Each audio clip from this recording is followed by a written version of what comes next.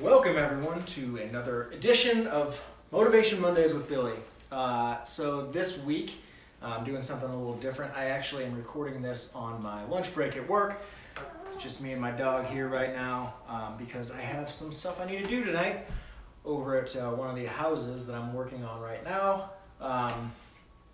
So in order to give myself time to finish that, I decided to pre-record this Motivation Monday, and we'll be putting it up, so you won't be watching me live. This will be a recording. So I guess today I wanted to talk about, first off, September Showdown is coming to a close here very soon. So it is the 27th today, I believe.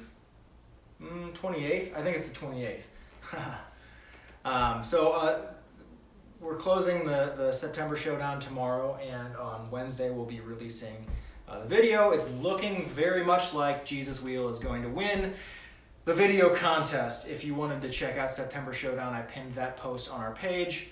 It is lesgruff.com/September-Showdown. So let's see, other than that, I guess today I wanted to talk about something that's sort of part of the reason why I'm doing this thing in the first place, and I think is a super important topic to be discussed, and that is the topic of mental health. So a lot has been said in the last few years about mental health, and there have been several high-profile suicides.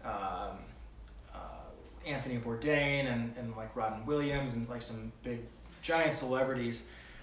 And so I thought I'd talk a little bit about my own experiences with mental health problems and suicide and stuff like that. So a lot of people who are newer to the Les Gruff community, fan base, whatever, friendship, don't know this, but in 2009 I lost my dad to suicide, and it was very difficult. Probably the hardest part of my life. For the next several years I struggled along just to function on a day-to-day basis. So I spent the next couple of years kind of floundering around trying to get my footing. It took me 3 years. I think 2012 was actually when I finally started to do something after that happened, and that was when I decided to record a new record. And so in the midst of a lot of partying, a lot of drinking, a lot of trying to escape from the sort of harsh reality of my life, I got a new band together, and over the course of, I guess, 2012, put this record together, and that record is actually in memory of my dad. It's our first full-length effort as a band, released in 2013. It's called A Cup of Coffee, an Apple, and a Suicide, and a lot of the struggle that I was dealing with then is on those songs, and you'll hear a lot of where I was at in my head at the time, if you go back and listen to that stuff. But one of the things that happens in, I guess, as time wore on, the immediacy of my dad's death was no longer there, but like the sadness remained and pulled me further into sort of what I would consider a depressive do-nothingism. And I married my wife in 2015, I believe. And just after we got married, things were pretty bleak for me. I remember thinking if this is it, if this is what life is and this is how it's gonna be, I don't see the point. And it wasn't, I wasn't suicidal. I didn't have a plan to die or anything. I was very much, I can't understand why I should get out of bed every day and continue to do this, because it doesn't seem to be getting any better, and I didn't know what to do. So I think I expressed those feelings, those thoughts to her, and she basically told me that I needed to go to a therapist and sat next to me while I called therapists and found somebody, and wound up in cognitive behavioral therapy for several months. And this book, it's called Feeling Good by David Burns. I highly recommend it if you are someone struggling with depression or suicidal thoughts or anxiety or really any of those types of things, because with my therapist I worked through a lot of the sadness that I was still holding on to, and all of that stuff that was keeping me from doing anything. And so I thought that maybe I would talk a little bit about some of the things that I did that were like solutions for me, that if, maybe some of you who are watching this are feeling depressed, I know that there's, some serious things in the world right now that are causing people to feel down and out and unable to get moving on things. And so I thought maybe this would be a good opportunity to be part of the solution. And so here's what I did. 2000. There's my lovely pug. She's barking at someone walking down the street. It was 2015 that I started working on my own stuff. Hey Finley, come here, buddy. Hey Finley, you want a cheese? Fin dog. Hey. Well, whatever. I'm gonna go get her. I'll be back.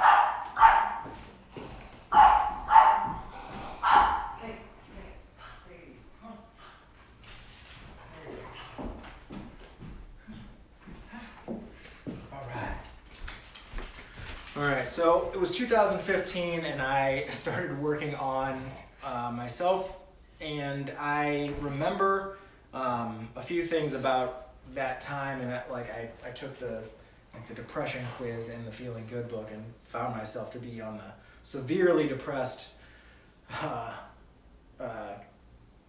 of the scale, whatever, the depression scale. And what that meant was there was going to be some work to get out of there. And so the first thing that I learned about myself, and I think this is generalizable enough to talk about, is that doing something, so the place that I started was like set a small goal, very small, very achievable, something that you can do easily, even if it only takes a couple of hours, and then just go do it. So for me, that was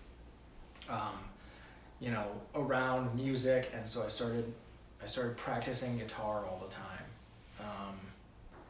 and I got myself in a good habit of doing that, and then got myself in a good habit of working out, and just like building these good habits. And what happens over time is that your self-esteem starts to raise and you feel better about yourself in general and your place in the world.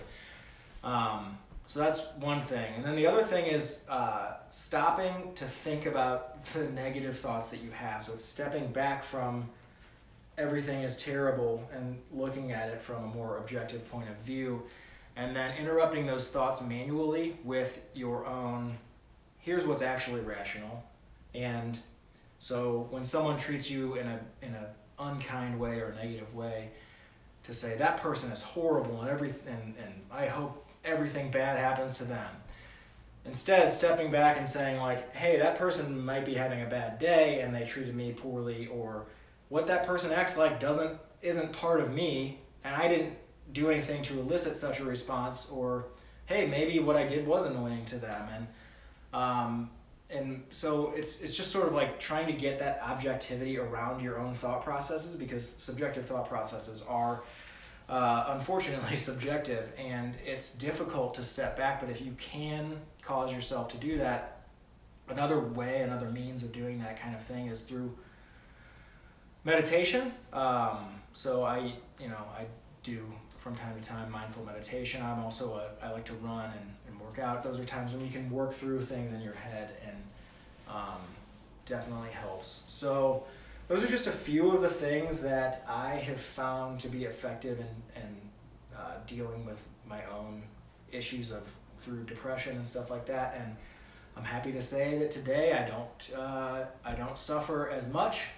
I will say this: life is beautiful and complex, and it is also, it's painful and it's difficult, and it's all of those things wrapped into one. And it's important for us all to remember to be kind to ourselves, and in the same vein of being kind to one another. So with that, I'll leave you all. I hope that you have a wonderful week, and I hope that you can all agree that the sun is going to come up tomorrow and we're just going to have another day. So I will talk to everyone next Monday, and until then, have a great week.